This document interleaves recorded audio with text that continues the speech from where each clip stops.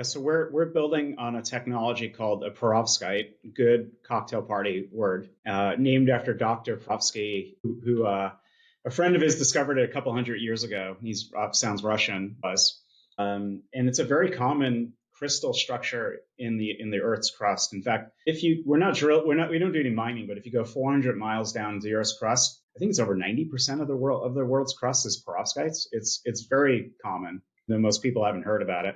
So basically, it's a miracle semiconductor, and the greatest hits are 200 times thinner than traditional silicon panels. So it's basically 1/100th the width of one of your hairs. And it doesn't use any rare earth metals or minerals, or no mining. So in fact, we can make it in a lab in California. And part of what that means is that we can take the supply chain, which today 95% of the supply chain for silicon panels comes from China, and reestablish it and, quite frankly, leapfrog it to the United States, where we could take leadership.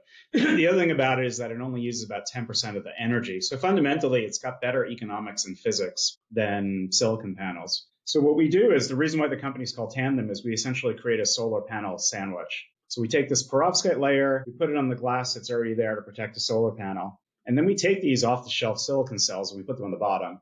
And the combination of those two actually captures a lot more of the light spectrum than you do from either one. So for example, today the average in the US is about 21% efficiency.